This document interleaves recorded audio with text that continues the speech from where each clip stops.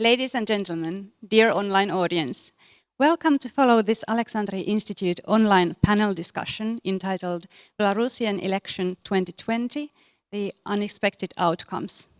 We are streaming this live from the University of Helsinki Tiedekulma Think Corner, and we are happy to have you all watching us somewhere out there. Today is September 1st, and by now we already have a full month of protests and political unrest in Belarus behind us. So it's about high time that we took an analytical, in-depth look at the events and their underlying factors. So today, for the next 1.5 hours, we are going to give the floor to some of the leading experts on Belarusian politics in Finland. And they are led here by Dr. Margarita Zavadskaya, who's a postdoctoral researcher at the Aleksanteri Institute and also the leader of a research project, Electoral Malpractice, Cybersecurity and Political Consequences in Russia and Beyond, right? Or LMARB for short. Yeah. And Margarita is also going to chair our panel today. But before I give the floor to her and the panelists, I would like to encourage you all to also take part in this discussion. And you can do that by using Twitter, and they're using hashtag Belarusian elections. And I will keep an eye on my Twitter account and on the hashtag and act as your proxy here at the Tiedekulma Think Corner stage. Yep, I'm really looking forward to hearing from you. And now, Margarita, the floor is yours. Thank you. So, thank you so much. So today we're happy to have our 4 experts who actually, one way or another, are dealing with the post-Soviet space and political and socioeconomic developments in these countries, including Belarus. So, and well, just to give you a very brief introduction to what's going on in Belarus during the last month. So basically, the elections, the presidential elections, were met with the overwhelming fraud that actually triggered large-scale protests all over the Belarus, so which came as a complete surprise, especially the scale, the massive scale of the event. So, and then the outrageous violence that followed these protests was actually another crush on, like, the whole world was literally shaken, but what we actually have been observing during the last 3 weeks. So, and I think our Aleksanteri Institute and our Finnish experts and international experts couldn't just bypass these events. And today we're trying to actually comprehend what has happened and what is to come. So, and today I would like to introduce Ryhor Nizhnikau from the Finnish Institute for Foreign Affairs, who will talk about the role of the European Union and why it failed in tackling and regulating the current conflict. So then we have Katri Pynnöniemi from the Aleksanteri Institute and the National Defense University, who will talk about the role of Russia and the international narratives, if I'm not mistaken, so but you will talk about it later on. Kristiina Silvan from the University of Helsinki and Finnish Institute for Foreign Affairs, who will talk about social movements and political mobilization from below, from apathy to, I would say, more enthusiasm, right? So, but you will talk about it later. And finally, we have Vladimir from the Aleksanteri Institute, University of Helsinki, who will talk about the democratization by mistake, quoting Daniel Treisman, an American political scientist. So about the prospect of the Belarusian political regimes, what is to come, and how we should maybe interpret the current events. So without any further ado, I would love to give the floor to our first speaker, Ryhor Nizhnikau. Please, the floor is yours. Thank you so much, Margarita. And first of all, let me thank you for putting this panel together. It's a great initiative. It's really a pleasure to be a part of it. Indeed, I will talk about the role of the EU, and probably I should be the last one, because the EU, the extent of its impact and its role actually was quite, let's say, quite meaningless and weak compared to other factors. But before probably I will talk about the EU, let me underline that the role of the external factors in this, let's call it crisis, is actually not only secondary, it's more or less absent. It's domestically driven, and it's mostly driven by the structural factors, the changes in the Belarusian society, and the growing gap, disjuncture between the obsolete, archaic regime and modernizing Belarusian society. However, the role of the external factors, something that we're going to discuss later and what Katri will touch upon, will be crucial in how what outcome of this would be. And I would primarily, probably towards the end, mention that in what we can imagine the transformation of the personalist regime towards more power-sharing arrangement, which is something which is discussed within the elite in Russia and by Lukashenko himself, the external actors will play a crucial role. But to start with, let me make a probably simple argument, which is the core of my talk, which is although the crisis is domestically driven, the EU has contributed to the way it unfolded.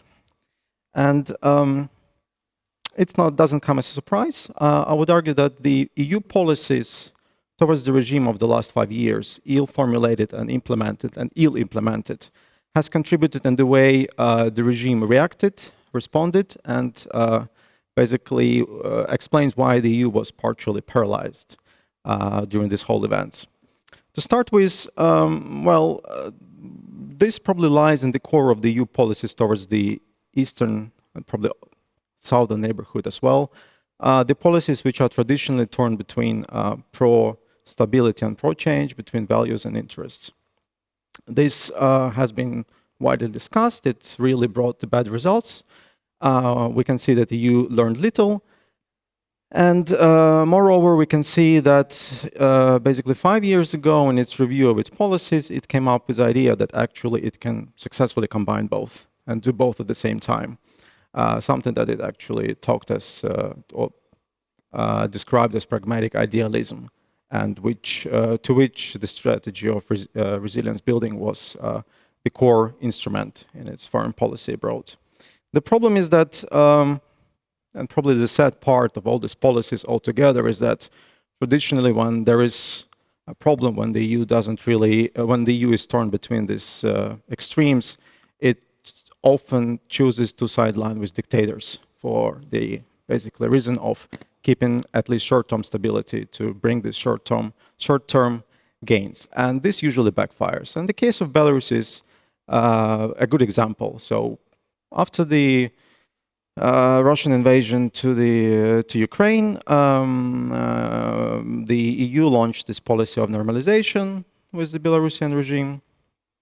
And actually it was called some kind of a critical engagement that for geopolitical reasons, they lifted sanctions, they started talks with Lukashenko and his regime, but they at least proclaimed that that would also entail some conditions. We can say that they were quite minor, just let's call it window dressing political liberalization by having more or less, how to say, decent elections with decent numbers. As well as, of course, release of prisoners, political prisoners, and economic liberalization. The problem is that this policy was implemented very inconsistently. We could see that the EU forgot about the principal part quite soon, that the regime started slowly gearing up the repressions towards or targeting certain political opponents and activists, and coming up with different, basically ridicule ideas, something like the potential coup organized by some White Legion group, basically just making no sense. But the EU was closing eyes on that. The EU was choosing to engage, which some of the EU officials would call enlightened dictatorship, which had quite a crazy, by their standards, leader, but who was surrounded at least by some enlightened statesmen like Minister of Foreign Affairs, while at the same time sidelining the support to Belarusian society. In a sense, this really backfired during the campaign, because when the regime started to really increase repressions, when it really started to prepare severe crackdown, the EU was preparing to basically endorse the outcome. So I was coming up absolutely unprepared for this crisis. And one important thing which I would mention, which also the Belarusian regime learned, Belarusian regime really observed it, and it's not only during the 5 years of the since this beginning of its of this normalization, but also during the 25 years of their interactions with the EU, that this can be easily manipulated. So the regime constantly during the 5 years used the Russian threat, this idea that we'll be occupied, or you have basically someone pro-Russian, and that will be a direct security threat. This was very much became the indulgence for any actions from the regime on the EU side. So in this regard, what I would just want to underline, even during this campaign, which already brought all these signals that the regime is preparing for something harsh, the EU could have prevented at least the scale of it, at least the excessive use of violence, by saying that there are certain lines that are not to be crossed. So this was one of the major mistakes which somehow speeded up the whole process, something that was brewing in the society. I'll have a couple of minutes, right? I'll probably move towards where we're heading, because what I was saying is that the regime, more or less, in my view at least, this is what can be discussed, it's, for now, it's, let's call it, survived, but the problem is that it survives really weakened. The state-society relations are irreparable. The elite's loyalty is in question, because we could see that in the first week of this crisis, the elite didn't really, or at least some of it, didn't really signal its full loyalty to the regime, and there were some early defections, and that the Russian intervention actually became crucial and saved it from potential collapse and split from within. But the core question would be that it will come at a price, and the price from both the elite and as well as Russia, which was crucial and instrumental in surviving this regime. And what we can see is something which will be discussed later on by other panelists and maybe during the Q&A, is that we'll have some new type of, the regime will have to change from, will start to reinvent itself. So we'll probably see some more of a power sharing going on with domestic elites in which Russia will play a key role. The problem is that, which brings us back to the EU, is that its complete unpreparedness, its inability to come up with any strategy still after basically a month of this protest would mean that EU will be again on sidelines. And the EU would actually, what we have seen already, signals that Russia has an upper hand. Russia should be, in a sense, something that makes Vladimir Vladimirovich extremely happy, is that Russia will be the decisive factor how the stability on the EU borders will be maintained and how the Belarusian regime is really going to look like. And it's really sad. I would say this is probably just indicates that when we discuss these topics, well, the EU should really come last, unfortunately. All right. Thanks. So thank you, Ryhor, for an exciting beginning, so an introduction to the topic. So we will go back to the role of Russia and Russian interference and the mode of its interference and the Russian threat being used as a narrative. But now let me give the floor to Katri Pynnöniemi, who will talk about Russian strategic narratives. This actually is going to tackle exactly this topic. So please, the floor is yours. Yes, thank you very much, and also very interesting to be here. So thanks for the invitation. If I start from what Ryhor you kind of indicated, that even if we wouldn't go as far as saying that the EU is always prone to make mistakes in its policies on Russia or the eastern neighborhood, we could at least agree on there that EU in a way behaves as if it has a choice. Mm-hmm. It can support change or stability.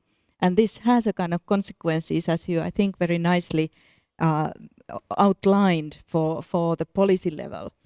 So, whereas the Russian strategic narrative is built upon an idea that Russia doesn't have a choice, it will always choose the stability because of its internal kind of a composition and its strategic interest in a way. It has secured certain position in Belarus and in the neighborhood, and it's not going to give it up. So this, in a way, the starting point already gives an idea of what the strategic narratives are.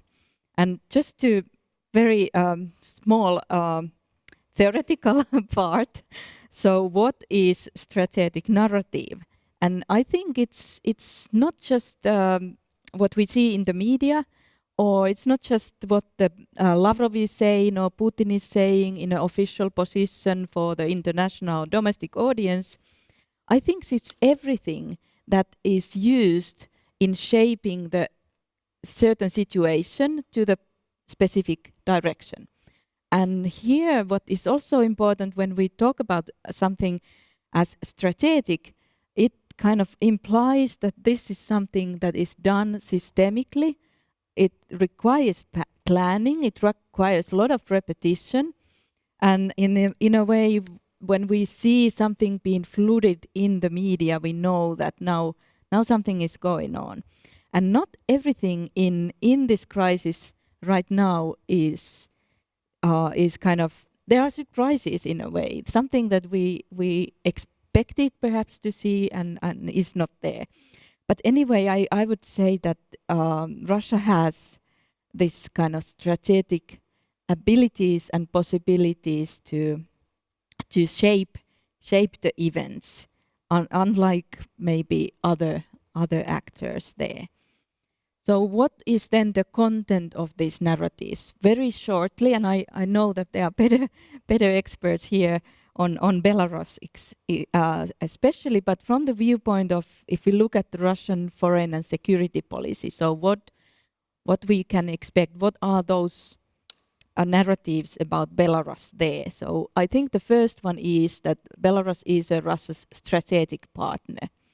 And this, in a way, this narrative starts from the idea that Belarus is actually independent actor. It is needed for Russia to, as a partner in the Eurasian integration projects and other projects. So the sovereignty of Belarus is accepted in this narrative and is required and needed there. But at the same time, there is this near abroad narrative, this idea of border regions having a kind of less sovereignty than Russia, and they sovereignty being dependent on Russia's strategic interest.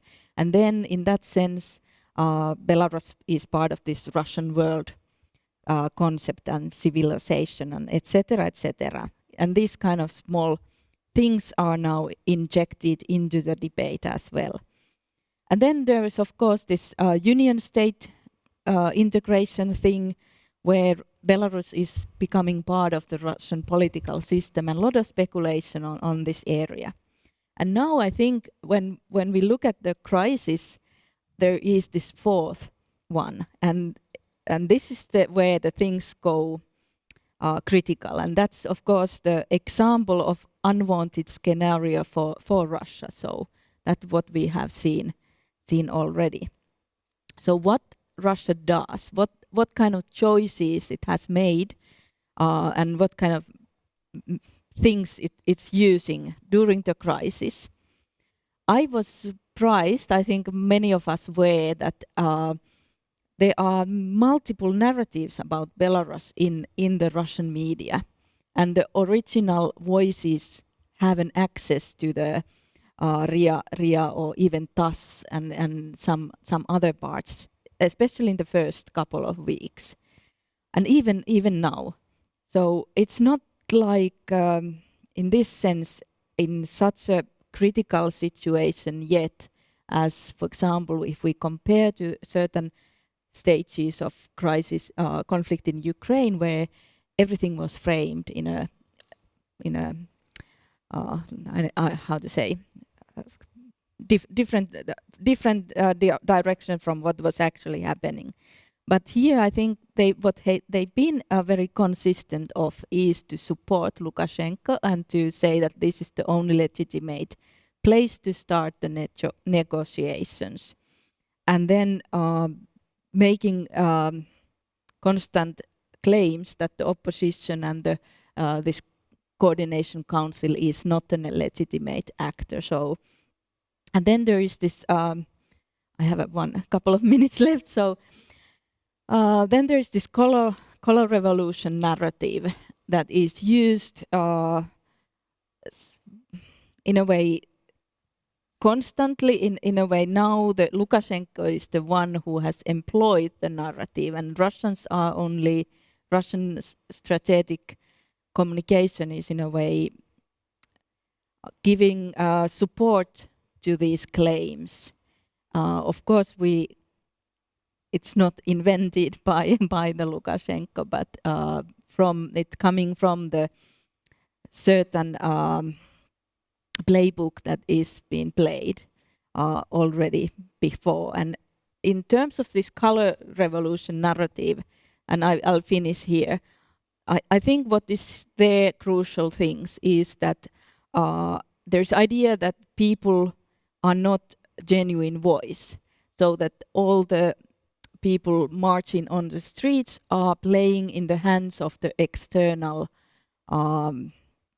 participants, like the Lithuania or Poland, or that there are these separatists that are doing this because of the Poland or something. So there's always external forces using the street for overthrowing the legitimate government. And now that this has been played again with this almost timingly similar components as in the case of Ukraine, it gives a kind of idea that what's happening here is this totally absurd to claim some issues with the Russian language in the case of Belarus. So it is in a way repeating the same things into a context that doesn't seem to fit at all. So let's see how it will play out. But I think it's part of the more three traditional narratives, strategic narratives about Belarus's role in Russian foreign and security policy, and then this immediate and really crucial threat to the actual regime in Russia. Thanks. Thank you, Katri. I think this is really surprising how actually this good old play or song is being used by the Russian officials. And in my impression, so just to throw a little bit to the discussion, so especially during the first weeks after the protests, my impression was that Russian authorities, they were just sitting and waiting. Yeah. So because they didn't really know, I mean, how they should they react, because we know that Lukashenko is not the most convenient partner for Russia. So, and the relationship between the two leaders are not that, I would say, rosy, so to speak. So, and yeah, I was also surprised that this good old song actually, I mean, started playing over and over again. So this doesn't seem to be even from the spin doctor's point of view, the most efficient strategy. But let's see how it goes. So, and why is it the case?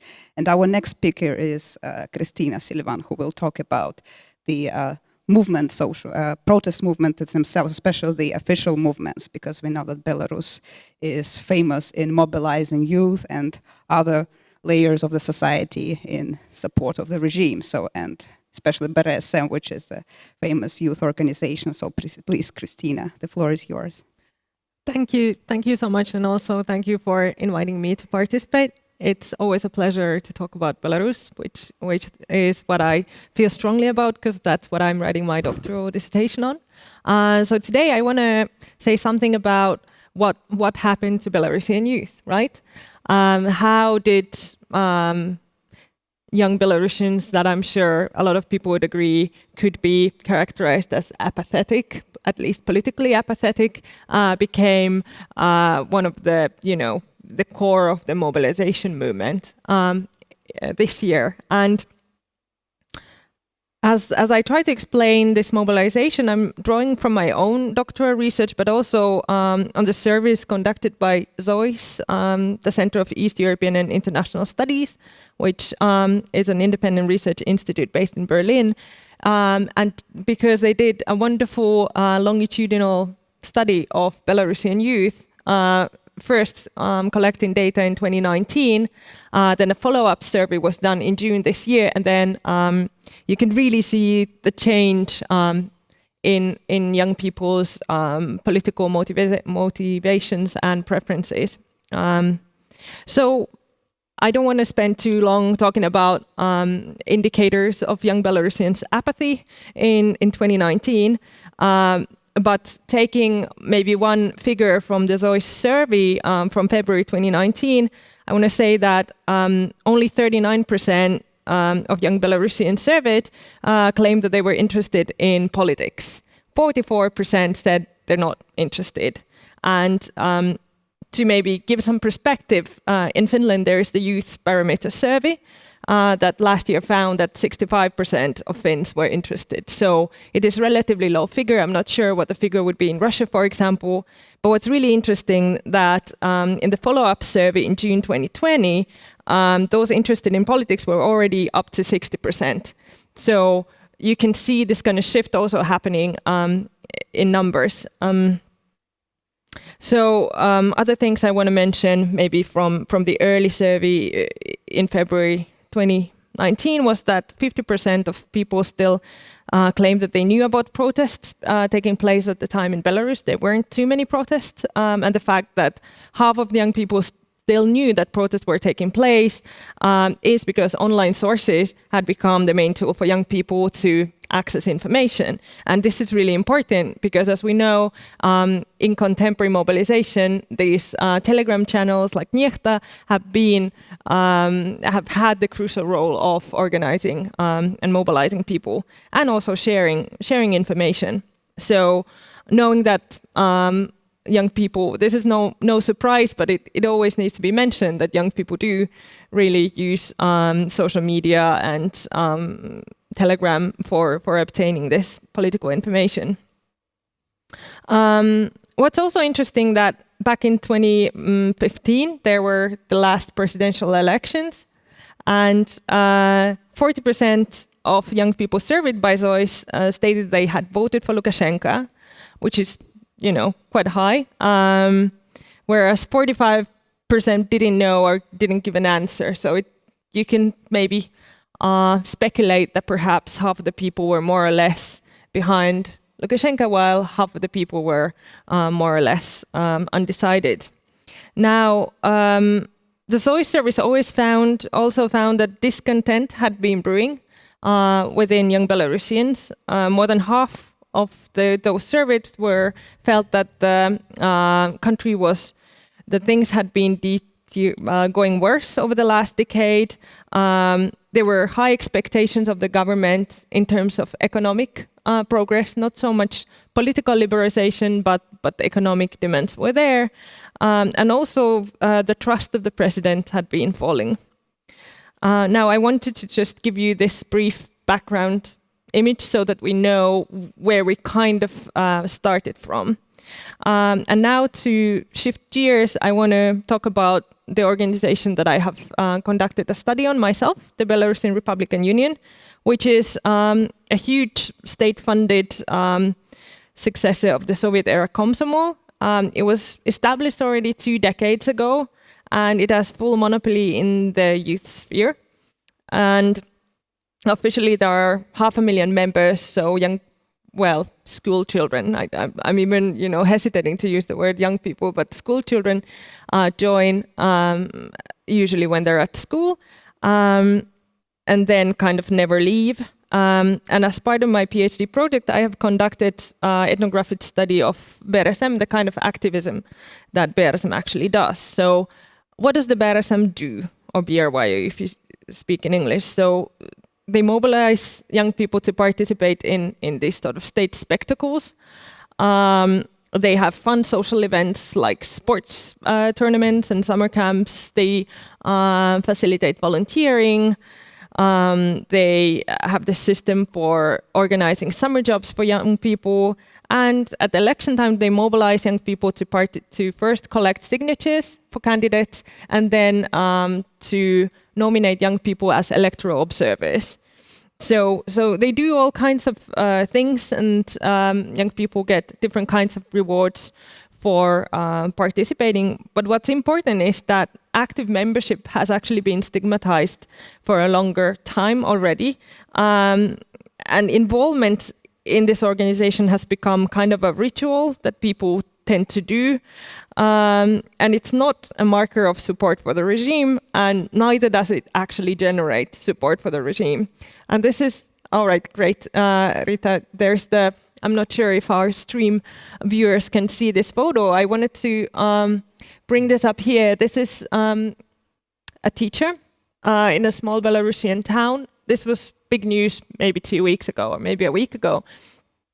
And it became news because the local newspaper kind of confronted her with participating in both the government-organized flash mob rally and also for participating in protests. So what I'm trying to say here is that the same people can participate in both the government-organized initiatives and the sort of protests against the government, which perhaps for an outsider sounds very strange, but in Belarus I think it is, because these two forms of engagement are so different, that it's perfectly normal to participate in both.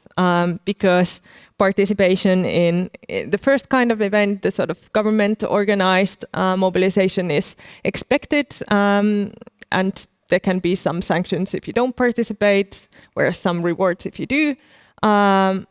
While the second kind of sort of mobilization is what we've really seen, culminating in the last couple of months. So what I found in my doctoral study, what I want to just point out here, is that young people have gotten used to engaging in pro-governmental activities while also employing different strategies of disengagement, essentially. And also when in a Tutbai article where this person was talking about her decision to sort of response to this this event, she was just saying that there is the state flag and then there is the historical flag, and she's protesting against electoral fraud. So it's kind of, it all makes sense in a weird way. I don't know how much time I have left. I think we all know what are the sort of root causes for the mobilization, but just to maybe offer a few points. The COVID denialism of Lukashenko was, of course, a big factor that led to grassroots activism sort of developing in Belarus, and there also the digital tools were super important in making that happen. And as this Lukashenko's denialism culminated in the May 9th Victory Day military parade, this was the same time when 3 alternative presidential candidates voiced their intention to run for president. And we know that lots of people volunteered in their campaigns, and we know that all 3 were basically kicked out of the game, but Tikhanovskaya, for some strange reason, was still allowed to run. And what's interesting that in the Zoe survey that was conducted in June 2020, in addition to the interest in politics rising, you also have a sort of perception of hope appearing among young people. So 80% were planning to vote. A sort of top figure of 45% were planning to vote for Margarita. Under 10% were going to vote for Lukashenko. So I mean, these are huge changes, and also the fact that politics gained public visibility and it became a part of everyday debates of young people. That's super important. We have also seen, pictures of Tikhanovskaya's rallies and the sort of euphoria that was there. At the same time, Lukashenko didn't organize. Correct me if I'm wrong, but did he actually organize any rallies? So the pro-government youth organization BRSM was also just kept a very low profile.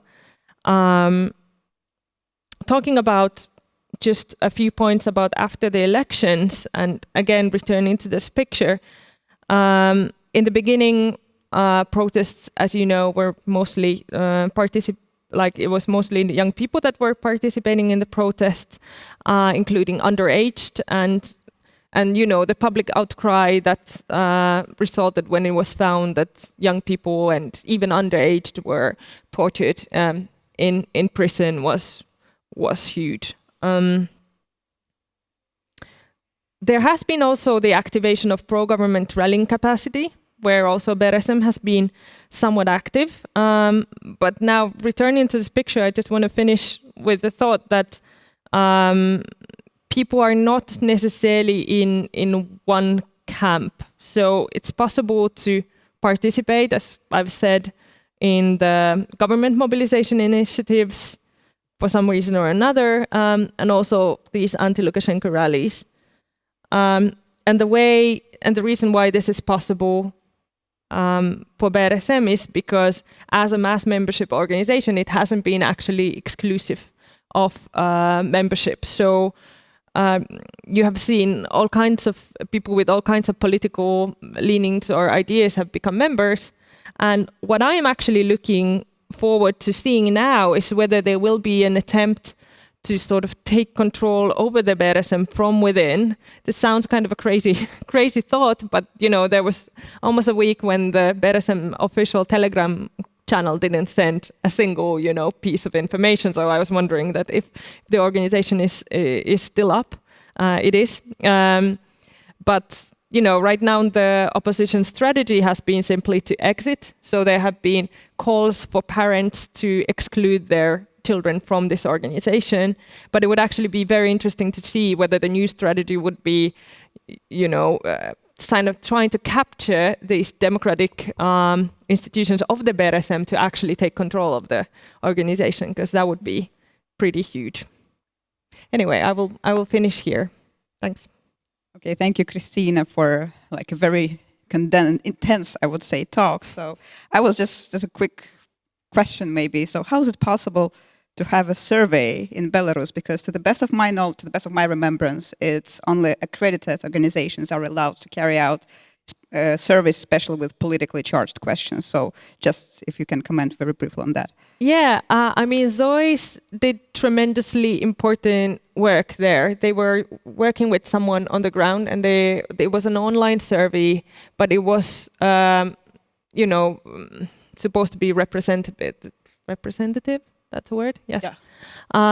But if you want to, you know, learn more about the survey, I'm sure you'll find information online. So even in the closed dictatorships, it's still possible to have a grasp on public opinion using online tools, so, and which is still a good news. And we know that Belarusian regime is one of the last dictatorships that has been coined for the decades, actually, already 26 years, right? So, and our last speaker will talk about the perspectives of the Belarusian regime from the point of view of authoritarian regime survival. And is it a democratization by mistake if it happens? And if it doesn't happen, why is it the case? So please, Vladimir Gelman. Yeah, thanks so much for organizing this panel. And let me start from a very personal comment.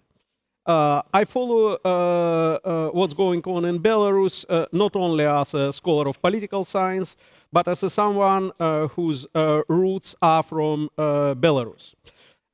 My grandparents grew up in a small Jewish shtetl called Krugle. It's in Mohilov area. And nowadays, it's a small town with 7,000 population. And I follow events not only in Minsk, but also in this particular small town. And I was surprised to see very visible signs of protests in Belarus Telegram, like Nechta and others. And it really means that there is a strong resistance from various corners of Belarus society. Back to democratization by mistake. Actually, this is the term which explains the very mechanism of emergence of some sort of resistance to authoritarianism when it is provoked by authoritarian regime itself. and it is based upon underestimation of threats to the regime on domestic arena, and actually Belarus for many years perceived to be a kind of ideal personalist dictatorship with a ruler who was able to combine various tools, who quite successfully managed control over economy, who pushed his opponents out of country to elsewhere, and who seemingly had no resistance. Why everything changed?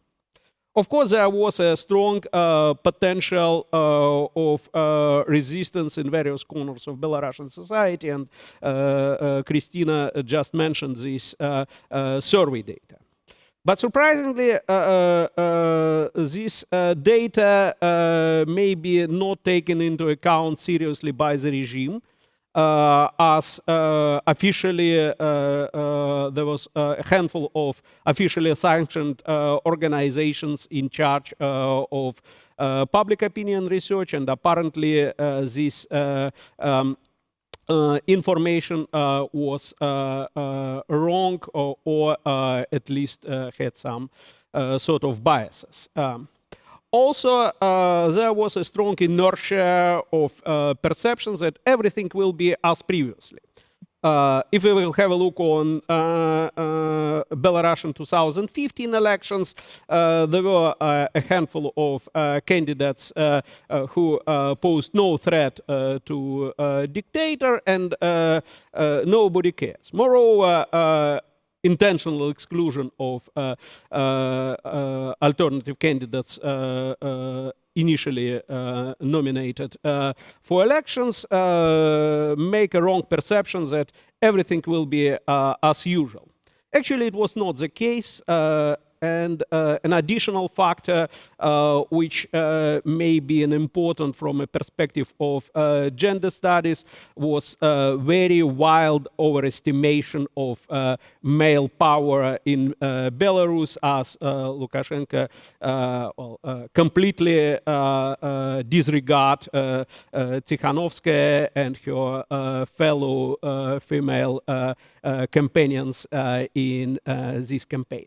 So everything went wrong with the voting, and the most important thing that the scope of public discontent was wildly underestimated, and the scope of protests was not crashed to a degree which was enough to eliminate it. Because there are some sort of physical limits of coercion. You can easily curse hundreds of people. You can curse thousands of people, it will be difficult, but still. But if there are hundreds of thousands of people all together, it's beyond any limits of physical coercion. Then you have to do something else. Of course, there is a turn from large scale to selective coercion toward several persons who are arrested, imprisoned, fired, whatsoever. But there is a fundamental problem because authoritarian leaders can't rely only upon sticks. They need some carrots. And the problem for Lukashenko is that he have no carrots any longer, as he faced with legitimacy crisis. It basically means that people prefer anyone to Lukashenko. And the share of these people is large enough to ignore, and even Lukashenko's own assistant agreed that, well, maybe about 20 to 30% of Belarusians are strictly against the regime. Also, he forced to admit that there is a huge public discontent. So, what is the dilemma for Lukashenko now? It's somehow similar to what another autocrat faced almost 40 years ago. I mean, Wojciech Jaruzelski in Poland in 1981. Jaruzelski either had to curse the popular resistance from Solidarity movement himself or rely upon Soviet troops. It was a difficult choice for Jaruzelski, but finally, well, there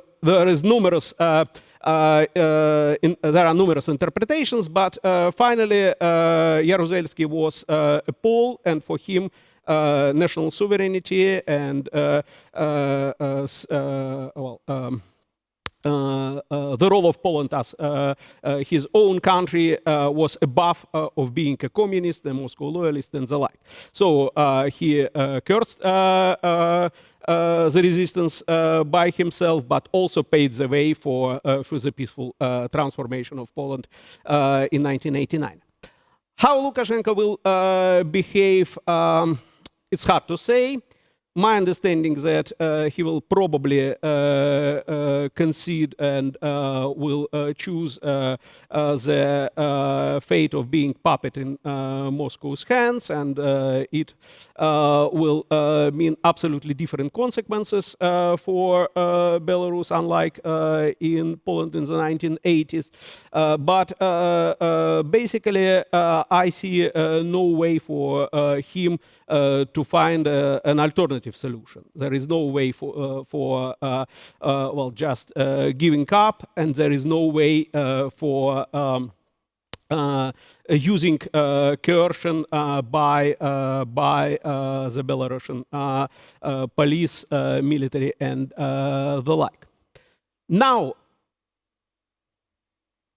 the future is more or less in hands of Belarusian opposition, which emerged nearly from scratch. Well, there were some opposition movements before this recent campaign, but they were not so much popular and powerful.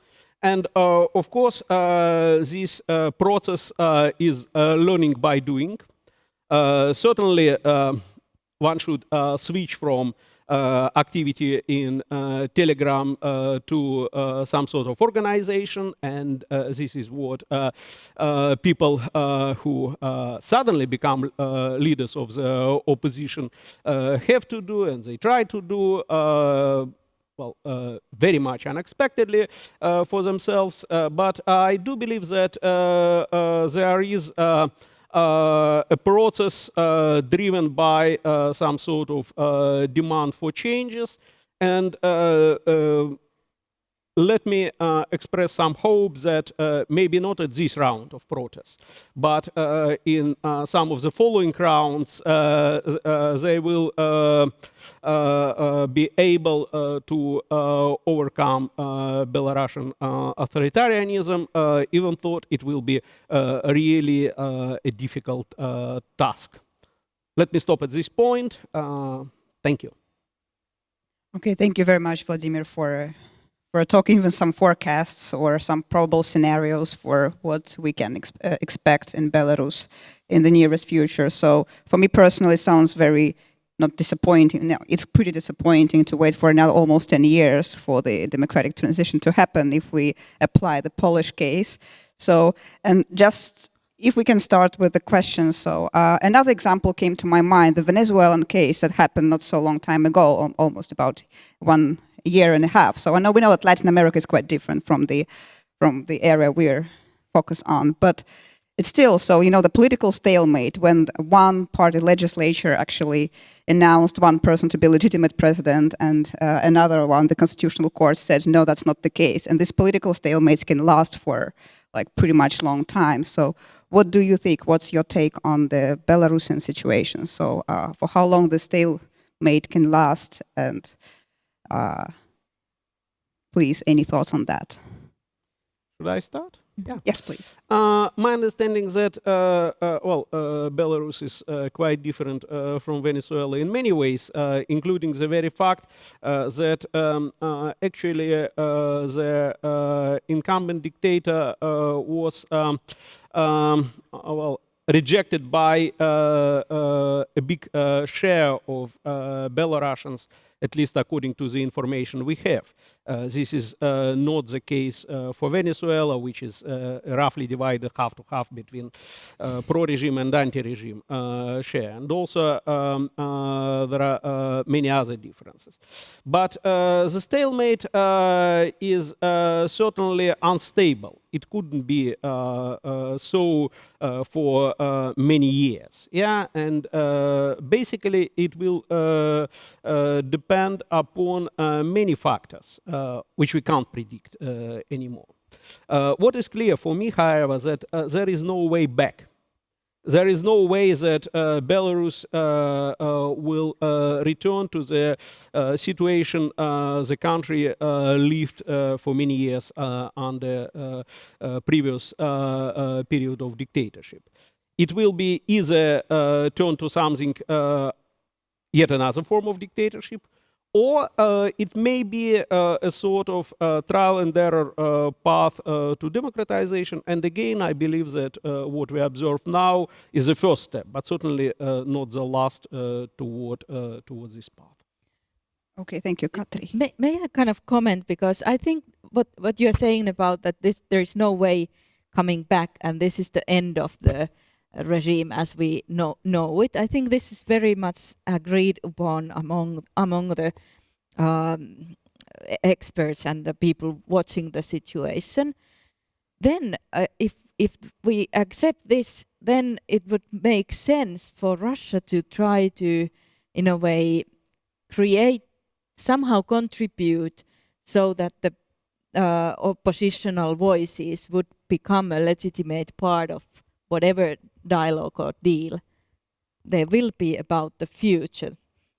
Whereas they are not in a way contributing to this, as I see it. They are more likely saying that this coordination council doesn't have legitimacy or even if giving a voice to certain people from there, and then saying that, well, we support anything what Lukashenko does for the opposition, like even in coercion. So doesn't in a way seem like the best plan, but if I may very quickly, first of all about Venezuela, I agree with Vladimir. It's about many factors, and we also have to, I think, expect more mistakes from the regime, which potentially can trigger another unexpected outcomes. But I would say one important factor that we have to take into account is that unlike in Venezuela, the opposition is still weakened and disorganized. It's only working on that, and it will take quite a lot of time.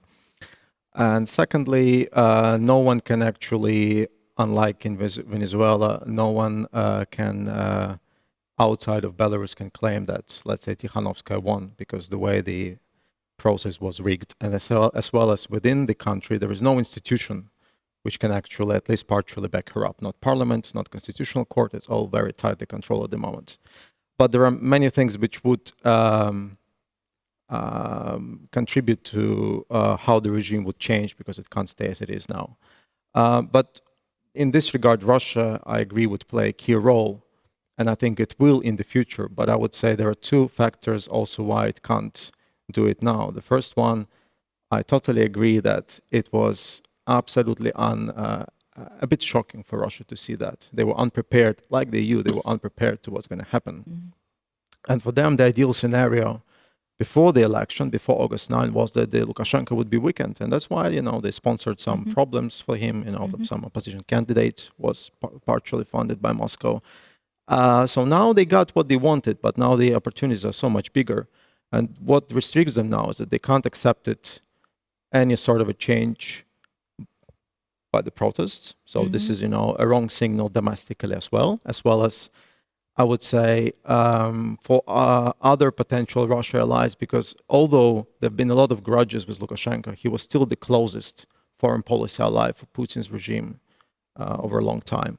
And the second factor, which is also very important, Lukashenko was very effective to clean up any pro-Russian political actors, not political actors, any sort of elite actors from within. So there is no one they can actually rely and say, this is our guy, we just, put him with the flag up in the street. So it's not, they will now wait and groom someone. That's one of the scenarios, but not right now. Okay, thank you. So, and if I can proceed with a question. So, my first question would be about the Russian position towards what's going on now in Belarus. So, the first analogy that came to my mind and to, I think, many other people's minds is about what about Armenian experience? So when the opposition also won the elections and Russia just accepted the way it is, or Russia went along with the Kyrgyzstani's events like elections and political alternation so many times, and maybe only Ukraine was the big deal in this case. So why not just, to what extent do you think this scenario is a fantastic way to go about it? Why not just, you know, see that what the Belarusian opposition will do, and maybe this is again would be a pretty much pro-Russian regime given the close ties, economic ties and migration ties and so on and so forth. So why so much of a big deal with Lukashenko? Well, if I start and then Yes. then you who know better domestic politics will continue. So I think the context here is really important, that what the Kremlin decided to do in January, the constitutional reform, and in a way there are these options open for what's happening in Russia. So therefore, this sort of it's been very much there's only negative presentation of the EU as an actor in this crisis, or this sort of possibility that actually not the Lukashenko wouldn't won the elections, and therefore that's the timing is what makes a big difference, and then of course the existence of already sort of, how to say, already a lot of small events, a lot of small narratives that help to create the possibility of threat that is then used to consolidate and legitimate Russia's interference as the only one having that. So, and the kind of mostly the importance of the domestic context, I would say, but you perhaps have a better view on that. Okay, Vladimir. Yeah, I think that in the Kremlin, Belarusian protests widely considered as a projection of possible developments on the domestic front. So there is a sort of perception of threat, of diffusion of protests, and this is completely different from perceptions of changes in other cases like Georgia or Armenia or Kyrgyzstan. And my understanding that whatever foreign policy moves made by Russia are mostly driven by domestic concerns, and there is no wonder that there is a strong rejection of protesters and some sort of shy endorsement of Lukashenko, because this is kind of other side of the coin. Okay, we have an ally, but this is a weak ally, and if the ally will be weak, then probably he will do whatever Moscow wants. Again, let's see what will be the next move. But my understanding that actually within domestic Russia's context, the rise of public discontent is perceived as the major threat, and actually what happens with poisoning of Alexei Navalny some time ago was actually the most important sign of Russia's reaction on Belarusian protests. Yeah, that's it. Yeah, thank you. Indeed. So, I mean, what happened to the main Russian opposition leader? So, was another striking event that literally, I mean, is going to reshape the Russian political landscape. Ryhor also wanted to I would contribute. just want to say one addition. I totally agree with what has been said, and I would like to underline that still Lukashenko is lesser of evils. He remains the most pro-Russian actor, let's call it this way, in Belarus. So in this regard, trying to endorse someone else they don't know, don't trust, that really creates a lot of trouble and unpredictability. And I would put it this way: I think the Russian Putin's regime is very happy how Belarusian policy towards Belarus changed in the last 5 years. They really cut off the subsidies. Lukashenko didn't go anywhere. This normalization with the West really hit very low ceiling. So they really sort of cut off support and maintained Belarus in a closed leash. So it has been successful, and they of course may want more now, but that's just discussable. Okay, so all right, and maybe another important questions to address, I guess, it's several experts expressed some skepticism about the protesters' potential to take over the power and to represent a viable political alternative from the organizational infrastructural point of view. And we know that there is a lot of debate going on whether decentralized protests are more efficient in dealing with such regimes. I mean, peaceful protests with ladies mostly, right, standing along the roads holding flowers, and we observe something very similar here in Helsinki. Or it has to be something maybe more concentrated with, creating with some parallel political structures to deal with the current development, because we clearly observe some signs of state failure, some certain areas of policy making. So what do you think about that? So is it really a strength of the Belarusian protesters, its decentralized nature, or it's its weakness? Yes, please. Well, I Kristiina. think we can definitely debate this, but I would say it's a strength, because it's not possible to repress one person or a handful of persons, which is also what's kind of the regime is attempting, that it's attacking strike leaders or members of the coordination council. But the protests go on because there is no centralized leadership. So personally, I would see that as a strength. I would see it as a strength that protesters are now applying different kind of creative methods. Whether that will actually, change or break the regime, probably not. But I think it can, have some pressure on those who have the power to change the structures. Any?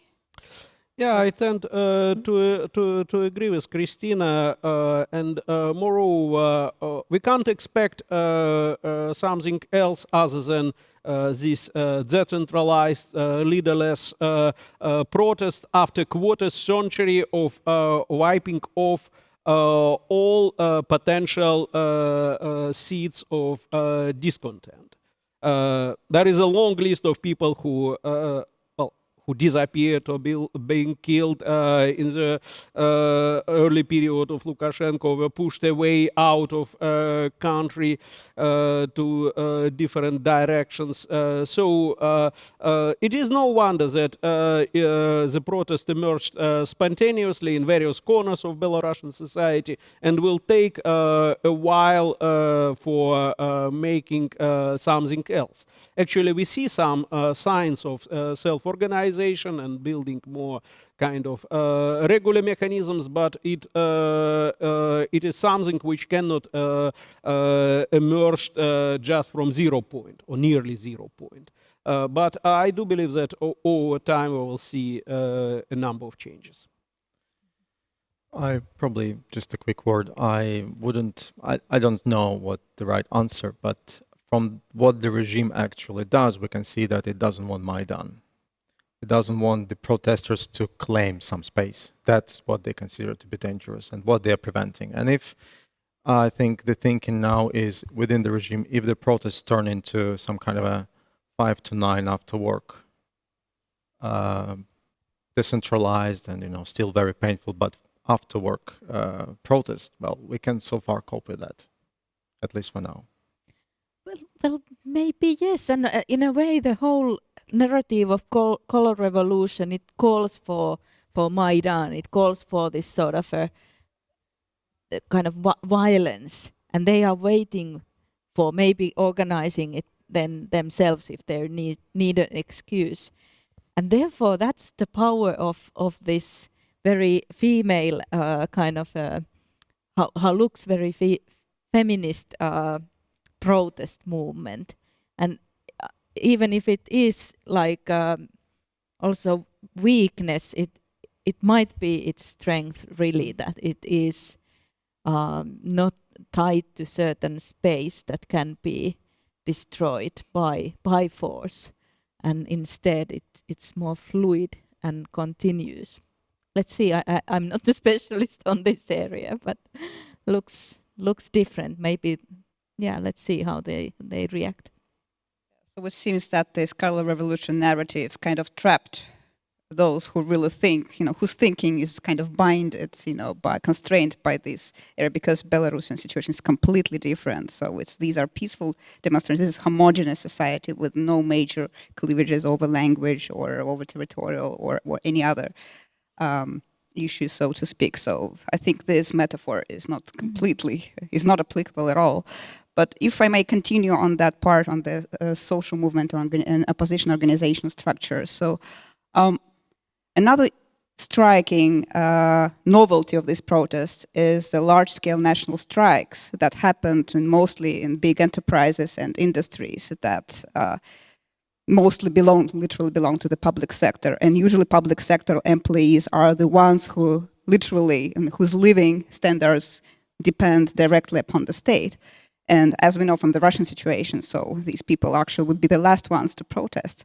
So at least from the political science point of view. And the Belarusian case literally broke most of the political science expectations. So how is it possible that these people who were not supportive of the mostly Minsk-based intellectual opposition, so to speak, and now these people are one of the leaders of this decentralized protest movement? How would you comment on that? How come?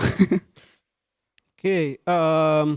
Yeah, in many ways, Belarus is different from many post-communist countries because its economic structure not changed that much dramatically after the Soviet collapse. If you have a look on Russia or Ukraine, let alone Eastern Europe, we'll find out that there is a disappearance of old-style Soviet industrial giants, or some sort of privatization or something like that. No, in Belarus, these industrial giants remain alive, still under the state control and the like. And this economic structure was portrayed as some sort of strength of the Belarusian economy, but surprisingly for many observers, it also became a sign of vulnerability, yeah, because these enterprises actually demonstrated that there is a huge discontent, and even thought using coercion, selective repressions toward activists and the like, most probably these industrial protests will be calmed down. Still, it's a clear sign that, well, there is a strong resistance from industrial workers. Actually, I would not overestimate the possible impact of these protests in economic terms. There is, well, plenty of ways of reducing economic harm for Belarus. However, it's quite indicative that even this segment of Belarusian society, which was projected as a sort of power basis of Lukashenko, actually demonstrated very strong public discontent. Overall, however, we have to understand that, okay, it's mostly a remnant of the past.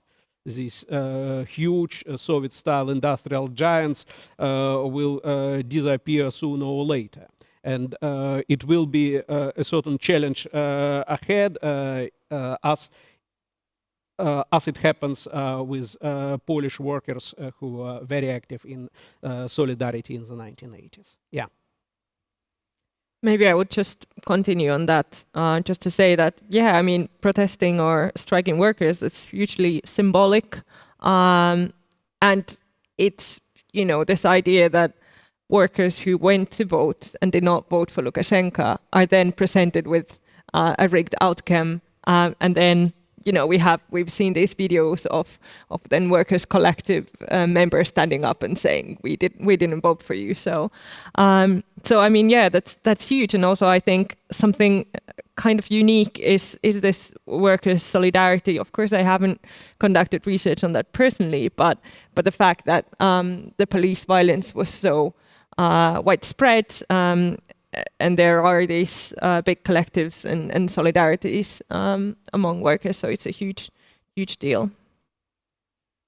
Okay, thank you for commenting on that. So, and just expanding on the topic of different layers and groups of Belarusian society supporting or not supporting the current developments. I think all of us were like literally shocked by the outrageous violence that happened. That I think I personally was. I mean, I've been studying dictatorships for more than 10 years, so I'm not surprised by any kind of, you know, nasty things dictators do to their people and to the opposition. So this is something which is unfortunately part of the normal politics.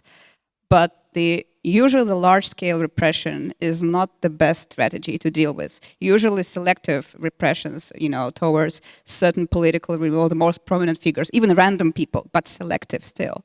So this is what the Russian political regime does.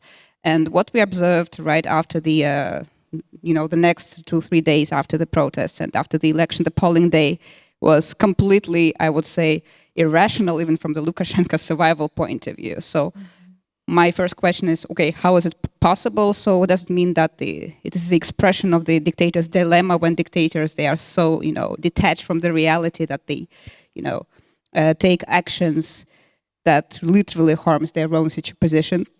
And why these people, if it was the, so to speak, these people were, I mean, from the special task forces, militias, and so on and so forth, I mean, are they so dependent upon the regime, or they are so, you know, ideologically brainwashed? There is a lot of discussion now, so I think political science already has the answer to these questions, but I think it's kind of important to know. So why the hell it's possible now in the Europe that we observe such outrageous events? Well, probably I will start. Yeah. I'll just say that there are two problems here, why it happened to me at least. First, that Lukashenko didn't understand the structural changes. He missed that, what's happened in the society in the last 5 years. And in this regard, and that's actually what became so visible when he went to speak to these workers during the first days, and was really shocked in a sense that they don't like him actually. How come? But I would say, and from that perspective, that caused this mistake, because if we look back at what happened in, 2015 was anomaly for Lukashenko. This election was exactly a symbol of, change of course, geopolitically in a sense. At least he tried to make it this way. But if we look at all other elections in 2010, 2006, they all ended up with actually a lot of violence, just to make clear that, you know, this is something I don't tolerate. So for him, that was in a sense a natural choice. Just let's stop this right away and just let people focus on other things, stop playing these games. But he, of course, just didn't understand the scale of this and what kind of reactions. And probably the police just got also angry that, you know, this is so fluid. They don't stay in one square so easily beaten, but run away. So, that's just one mistake after another. It happened spontaneously, so it wasn't planned. No, I think the crackdown was planned, but the problem was that the excessive violence. I think they didn't go to the protest groups with the idea that, you know, we're just gonna throw the hand grenades. No, but as soon as they saw that they just don't want to clash and run away and then come back, I think they just decided that, you know, we have to move to another scale just to end this right now. So there is nothing happens in the last 2-3 years, something that happened in 2010. Okay, so Yeah, I would agree with Ryhor that actually this initial reaction of using large-scale coercion was very much inherited from experience of previous post-election protests. And what was different and what was underestimated is the scope of protests. And this is why, after 3 days, the regime shifted its strategy a little bit and no longer employ large-scale coercion, because it became simply unproductive and could cause further troubles for Lukashenko. But of course, the time is gone. Yeah, if Lukashenko could predict, what may happen during the polls, he could probably do something else. And from this perspective, actually, industrial workers' protests may be a strong signal. Okay, you can easily beat women on the streets, but it will be really difficult for special police troops to beat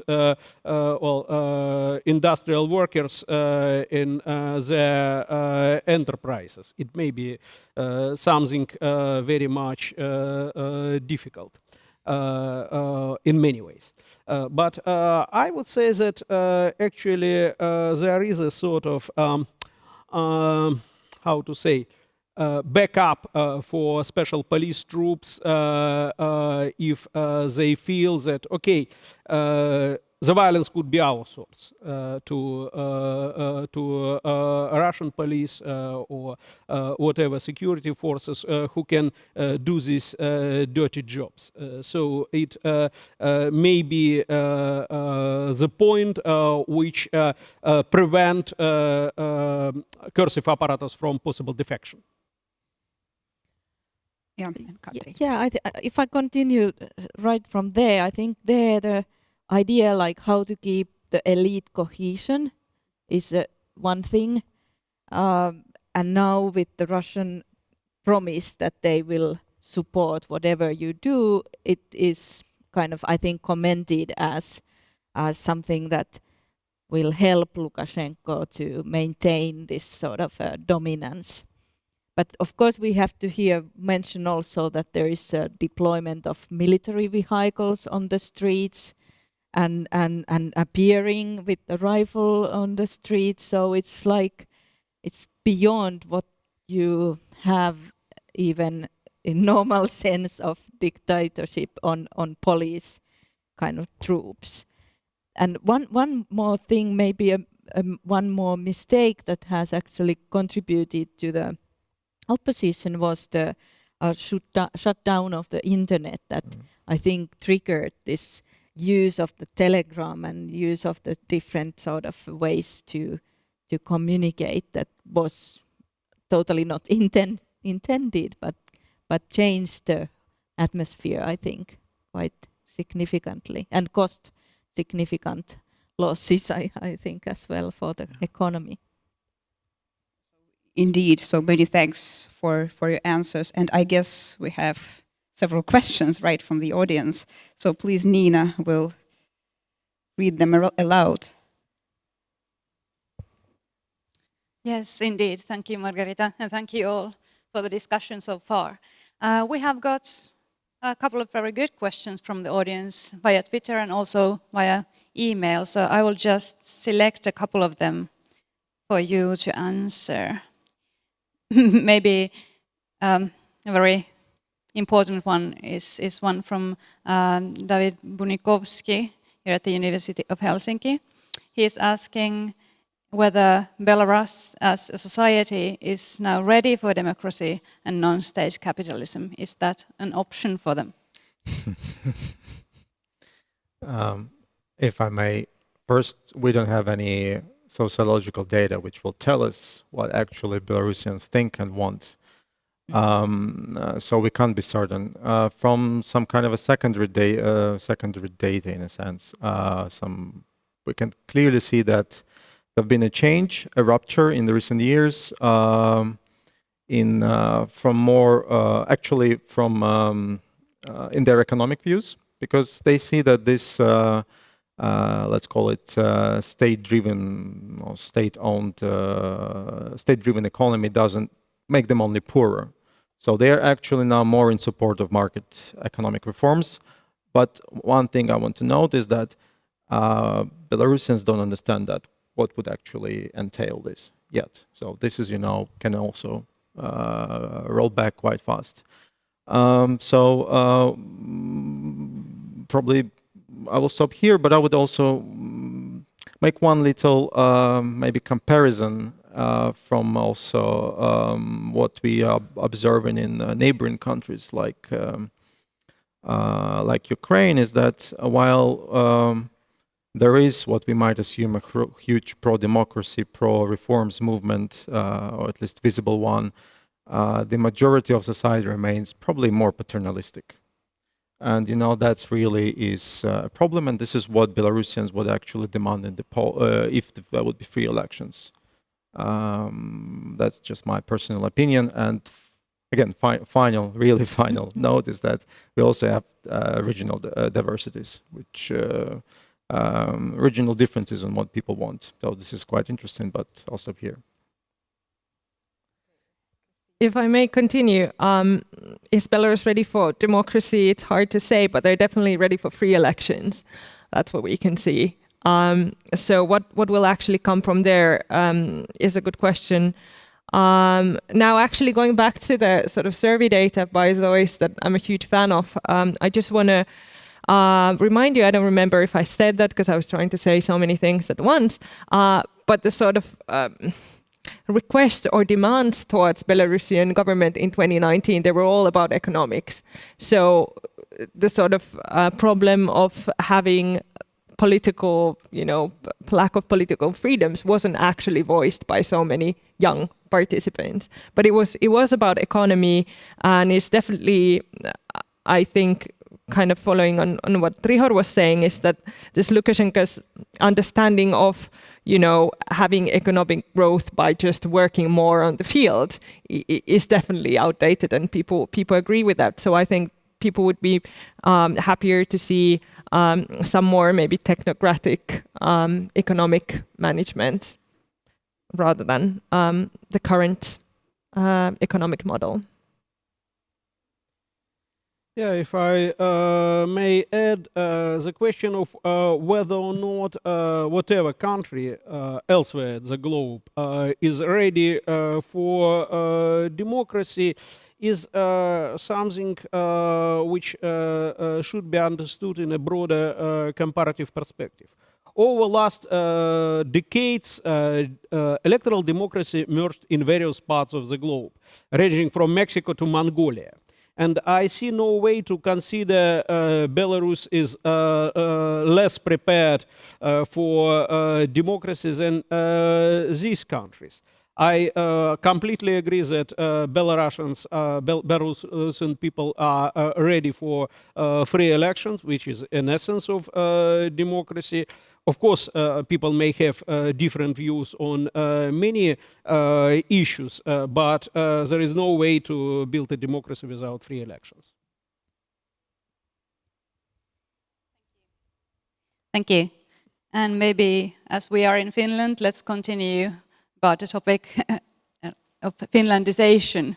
The same David is asking whether the Finlandization of Belarus would be possible, and would that be a good idea maybe at this point?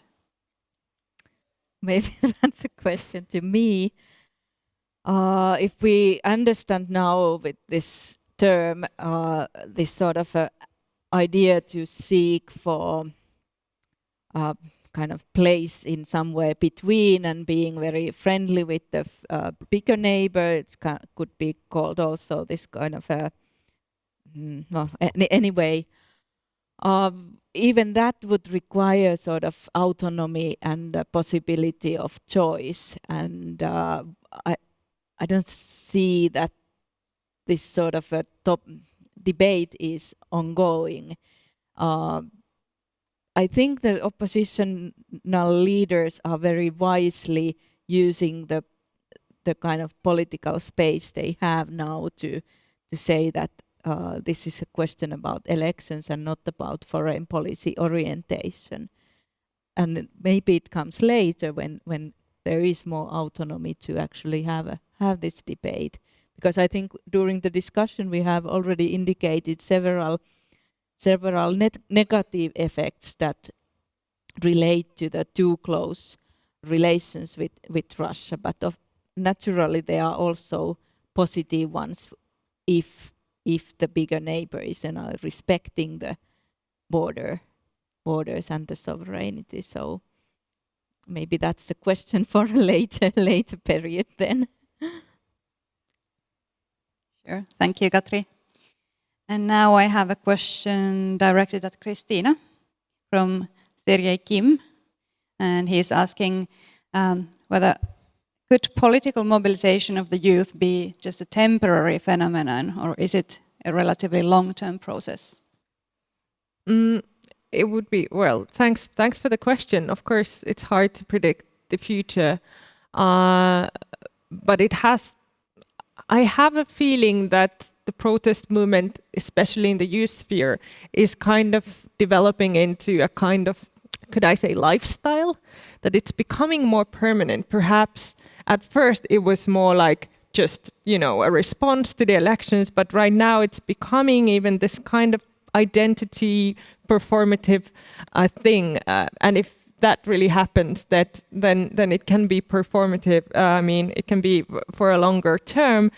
Of course, assuming that there will not be a massive crackdown on anything on the sphere. And of course, the organization that I have studied myself is now has a huge task in front of them on how to demobilize young people that have been active in this protest movement. Can I continue? Because you kind of mentioned that these organizations could be captured, and we already have one example, and this is the state TV that got the kind of Russian experts to and changed very much, I think, the internal TV area. So I would guess that would be a very good target for some imported experts to really do the diffusion in a very special way. But do you see any sort of signals of that, or? Well, the biggest signal was, like I said, that the official Telegram channel was silent for various days. So that would indicate a sort of struggle going on behind the scenes. Right now, they're again saying the usual things they always do, but they're not really actually commenting on the political situation. So it's back to, yay, let's go back to school. But we'll see how that develops. Yeah, I guess the question is related to capability of Belarusian regime to establish or re-establish some sort of positive incentives for loyalty. For many years, it works well under conditions of stability and continuity of the status quo. If you are okay, if you are loyal, then you may advance your career or to be better off or something like that. And now this is a sort of disequilibrium. And I'm not sure that Belarusian leaders understand this problem and will offer a kind of right solution. Yeah, back to the school may be a good idea, but right now, exactly at the moment, there are protests of Belarusian students in the streets of Minsk, and police brutally cursed those participated in protests. And I doubt that those who were beaten once will be back to the school in the previous ways. Right, thank you. Such a kind of a unique experience, I would say. Sure. Now there's a question from Teemu Oivo at the University of Helsinki. And he's asking, what has been the role of COVID-19 management in the popular discontent against Lukashenko? Well, my guess, it greatly contributed to the rise of discontent in the wake of elections. Because the reaction of Belarusian state was completely different from most governments at the globe, regardless of their democratic or authoritarian nature. Most governments responded to COVID with quarantines, with restrictions, whatsoever. I don't know whether or not their response was good or bad. It's a matter of another discussion. But what is different in Belarus that Lukashenko largely ignored the whole pandemic, did not provide any sort of assistance, and quite openly and demonstratively indicates that it doesn't matter whatever is going on. And of course, this kind of image of father of the nation was very much destroyed because of this so blatant and intentional ignoring of needs, concerns, troubles of many people in the country. He could do anything else, but this reaction was the worst possible one. Can I just continue on that a little bit? So I think in addition to what you just said, I wanted to just like highlight the sort of arrogance that Lukashenko also presented during the COVID crisis, which, you know, it links to what you were just saying about this father of the nation image, that really like the lack of sympathy towards average people that fell ill or died. It was, I think, very surprising to some of Lukashenko's maybe traditional electorate. And then just to continue on that, so during the COVID crisis, as the government did nothing, what was important is that there was a mobilization of grassroots initiatives to, for example, provide support for hospitals that were lacking in some equipment and stuff. So you had this grassroots mobilization that then could be channeled to the political campaigns already in May, when the three candidates or potential presidential candidates announced about their wanting to run. Lukashenko literally made everything to help the grassroots movement in the opposition to mobilize. Well, if I just want just one thing, which I agree totally with what has been said, and just add to what Kristiina said, that we have a lot of apolitical grassroots movements which proliferated and really did a lot of excellent work. And actually, COVID was this bridge to politicize them and actually then become, you know, parts of Babarika, Tikhanovsky, whatever. So that was quite an important trigger. Thank you. Thank you again. And maybe one more question. And I'm sorry if this one has been answered at least partly already, but just a moment.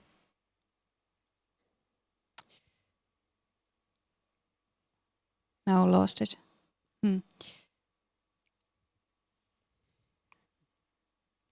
It was a question by Elena Gorbachova, and she was asking whether we have no, I've lost it, but the question was about the survey data and the statistics, whether we actually know what part of the Belarusians support Lukashenko and his regime, or whether all these figures are just arbitrary and unreliable. Well, this was a survey conducted, as I said, by Zois among young Belarusians, and it was young Belarusians in urban areas, so the 5 or 6 biggest cities. All questions about how reliable the data is to them, but when it comes to who voted for Lukashenko, so officially it was 4 million people, right? So yeah, where are these 4 million people? But I would just add that if we, of course, don't have this, but there have been a lot of studies, something similar to what actually has been traditionally done in Russia, to find irregularities. Plus, we have this Golos platform, which tried to analyze the ballots which were sent by through the program online, and plus some of the what I call it, precincts results. So they, just made some interesting findings, and I mean that can be just checked, just to show how massive the Lukashenko support, massive of course, was. Yep, thank you. Actually, the question went a little bit differently, and it was actually about the trust the Belarusian people have at the elections now. How many people actually believe in the results of the elections of 2020? Do we have any idea on that? Besides Lukashenko originally, probably nobody. But even he knew that that was, a bit inflated. No, we see that like nobody actually believes that. So just, we have 1 million people registered for this Golos platform, which means they were all against Lukashenko, and this war just makes all these results about him winning that amount of number just ridiculous. So. Yeah, there was a popular joke about police cops who severely beaten someone in the street of Minsk, and this person argued, no, I voted for Lukashenko, and cops beaten this person even more severely and told there is no one who voted for Lukashenko. So it may be a sort of sense of how this official data perceived in Belarus in general. And I think that this is a clear evidence for lack of legitimacy for the whole regime, not just among several groups of people, but among society at large. And if I may just add, I think there's been awareness of electoral fraud also before. So it's not really the fraud that has been so surprising, but I think it's the alleged figures, 80 for Lukashenko and 10 for Tsikhanouskaya. That was really, perhaps before people would still think like, okay, officially he got 80%, but there is still over 50% that voted for him, but not now. Yeah, but I think it's also not that they knew about fraud before, but they were finally engaged, so they were really surprised, oh, we can't get on the commission. That never happened before. And plus, of course, before there was information gap. So they like, okay, I didn't vote for him, my family didn't vote, but somebody votes, Now this gap was ruined, so now you through those Telegram, etc., online, different platforms, that, well, actually, everybody is against in a sense. I'm not alone. We are majority, that's what they're saying, and that's true. Too many witnesses, yeah, and it was something expected, so people were very prepared to deal with such blatant fraud, so which is very important. It's not something they unexpectedly, but yeah, this is something they learned during the decades of the regime. Okay, do we have any? Yes, well, it seems that Lukashenko definitely doesn't have the support of the people, and that the people know it, and everybody seems to know it. But does he still have somebody's support? Is there a Belarusian elite that supports him and backs him up? Do they? Who might they be?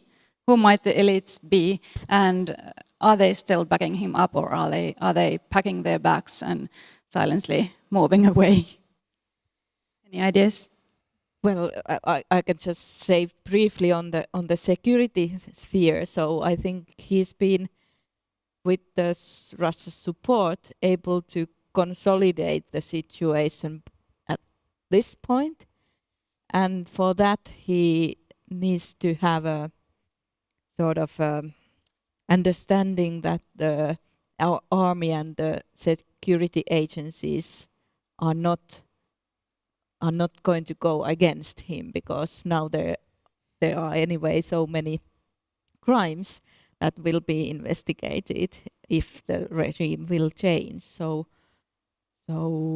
that's at this point critical, but will it stay? That's then the different question. And I don't know about the economic elites, if there are any important ones in that sense. Yeah, there are quite a few, and I would just say that what we can see, especially in the first days, that there was a lot of uncertainty about where the elite support is, and we can say that they are not that loyal, and we have a lot of signals that actually many were ready to jump the ship unless Russia intervened to rally them around him. One important thing which we can say, first, his, let's call them reshuffling of recent years really brought a group of people which made others dissatisfied, because that, really narrowed down the size of a pie that other elites would originally get.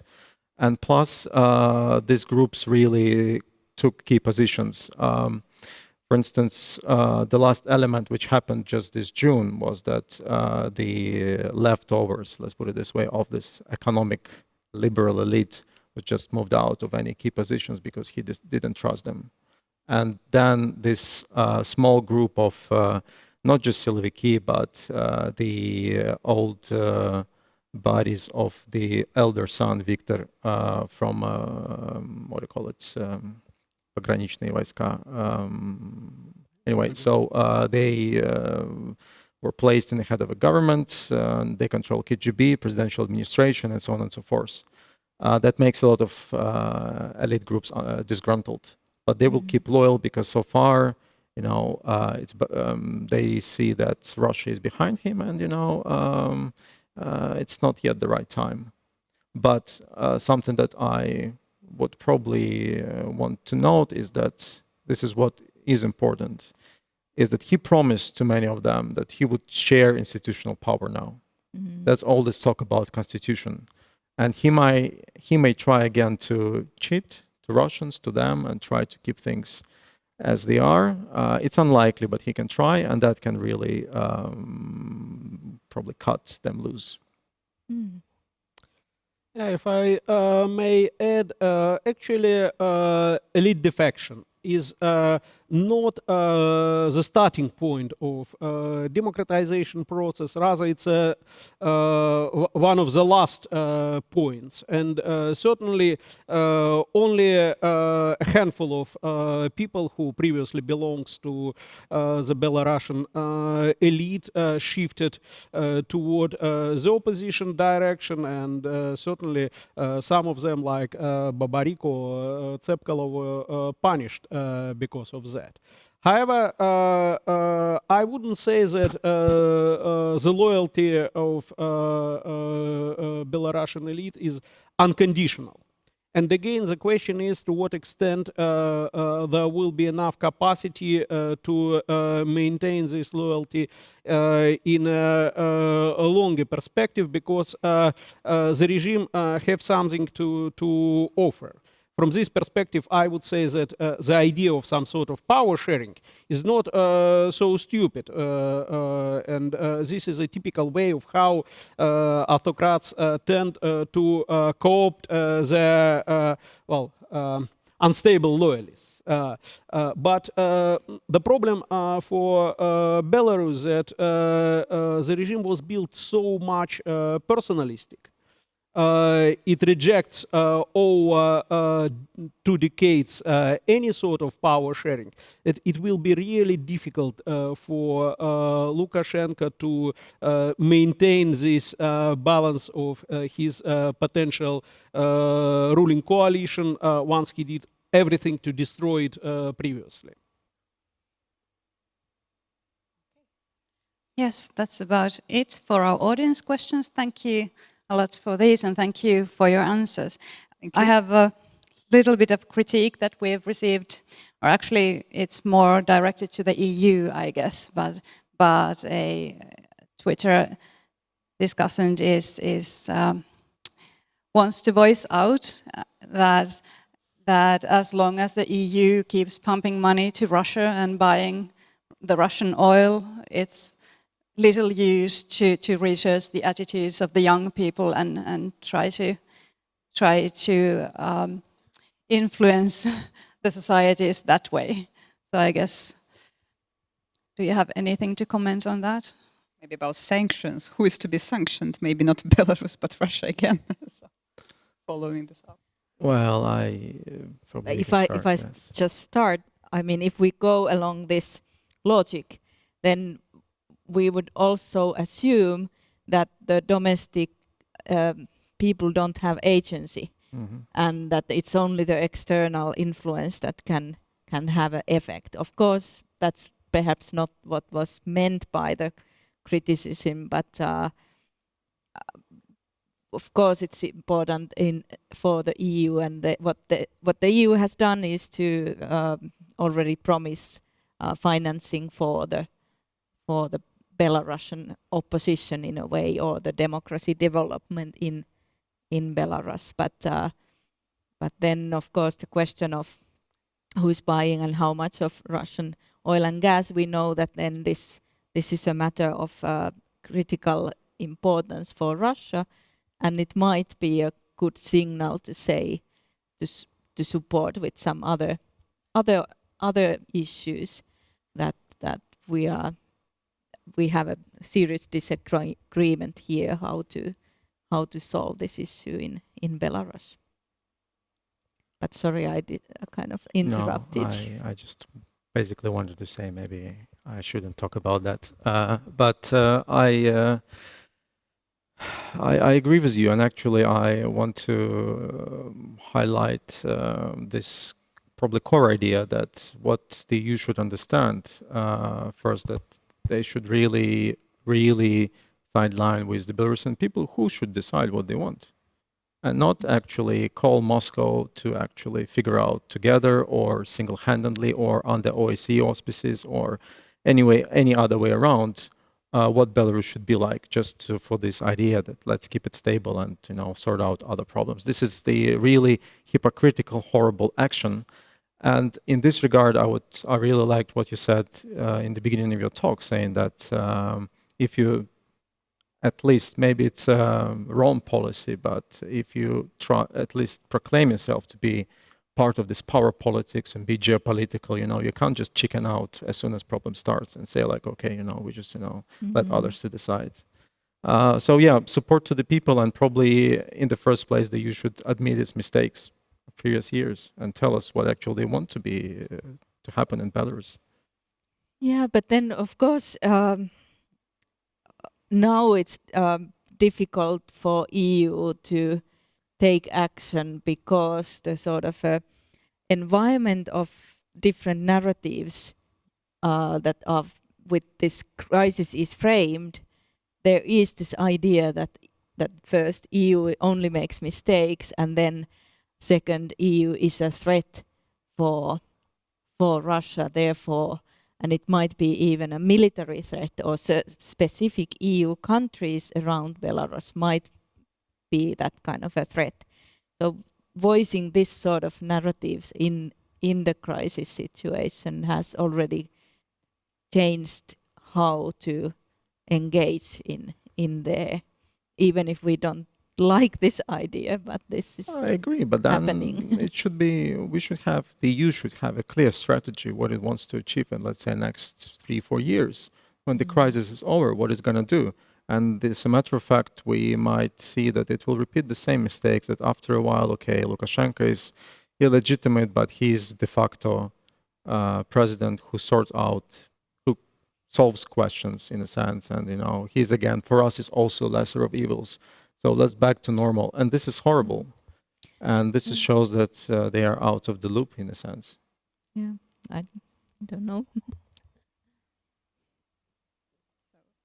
If I can add just a couple of because quite recently I was giving a small talk exactly about how sanctions are efficient and whether sanctions can really affect dictators' behavior. So unfortunately, statistically speaking, the answer is these actions are successful in roughly economic sanctions, for instance, in 35% by the most optimistic estimates. And these estimates dates back to the 1990s. So currently, these estimates are about 5-6%. So if we believe these international IR research, so basically, if someone has already been sanctioned, so it means that these sanctions have already failed. So the best sanction is a threat. It's not the sanction itself. That's something that needs to be remembered all the time. And the second thing, I think Russia has a much more dubious position. It's not my field really, but you can correct me if I'm wrong.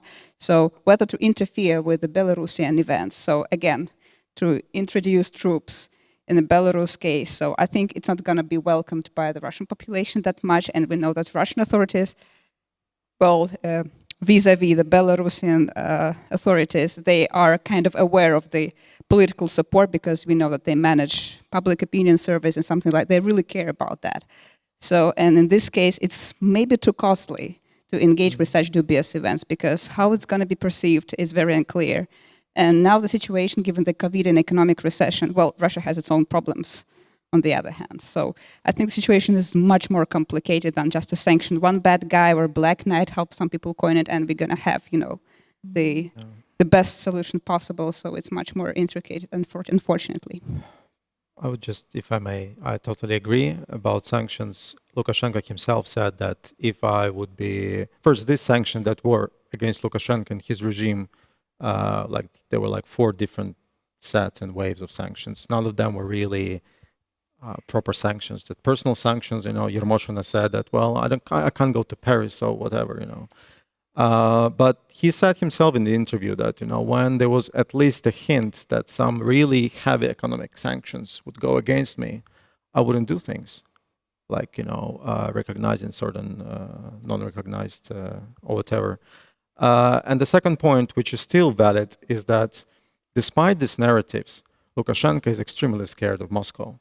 Because he can't, it's not on the table right now, but he knows that he has to deal with it, let's say, in a while. And that was on the table, that was the context for a long time. So that basically only underlines that the EU wouldn't call it leverage, but could have had much more nuanced policy because Lukashenko was not as strong as 15 years ago when they first tried to engage him. Yeah, it is like really a paradoxical situation that what I heard now from you all is that there is a truly a real revolution in a way that the regime can't handle this situation anymore in a same way. But at the same time, it's taking place in an event in the context of issues that actually lead to the policies that, in a way, promote status quo. Yeah. So that might be the sort of paradox or tragedy of this situation. But it's not yet finished, so we don't know. But I mean, there are so many forces pro status quo, while there are also real changes in people's perception and activities taking place. Interesting as a research problem as well. I would say that a couple of months ago, it was a couple of months before the beginning of presidential campaign, I had a conversation with someone who expressed very high hopes on popular mobilization, and I was skeptical, and I expected that everything will be boring and somehow resembling 2015 elections in Belarus, where Lukashenko won without any serious resistance. It tells probably a little bit about my poor predictive capacity, but it also tells how things are rapidly changing. And we can figure out what's going on probably only upon some time distance. So my understanding that what is observed in Belarus now is some sort of intermediary stage. and definitely the processes will change very much. However, I do believe that international environment, the role of Russia, the role of the EU, albeit important, they are complementary or secondary to domestic political dynamics. And these dynamics very much depends upon the factors which are beyond of the control of Belarusian leadership now. That's the major difference. Because of changing public opinion. Okay, we don't know the state of the public opinion because of lack of reliable data or very kind of mixed data, but we see representation of this public opinion in the streets. And because of the second point of how Lukashenko's rivals will be able to pursue organized resistance for a longer period of time. And if these factors will prevail over whatever efforts of international actors, then they have to take into account not only geopolitics whatsoever, but agency of people of the people in Belarus. And in my view, this will be a decisive factor for many developments in Belarus for a longer period of time. Makes sense. I agree, and just to maybe continue on that, you know, when Putin announced that there is this special reserve, I think that was, you know, more about a message to the protesters and the fact that if the protesters feel or believe that Russia will, you know, come in with tanks, then that would you know, hopefully, or that was the hoping of the regime, that would demobilize the protest movement. Which, you know, so I think what I'm trying to say is that although, yes, it's the domestic developments that matter, how international actors talk or how that is perceived in Belarus is really important. So I guess we literally ran out of time. So that was a pretty intense discussion. Thank you very much. So let me thank all of you on behalf of the Aleksanteri Institute for being here today. And I guess our discussion, our panel discussion is over, right? Right. Thank you, Rita. You did a good job, as did all of you. And thank you once more for all the great questions that we received as well. Now, our time here today is running out, but I hope that we will be able to continue the discussion maybe on Twitter or somewhere else online. And the Aleksanteri Institute will be organizing a couple more of these events this autumn. I'm not sure of the dates yet, but in October. So please keep an eye out on our website and our social media channels. Thank you for watching today. Bye. Thanks a lot.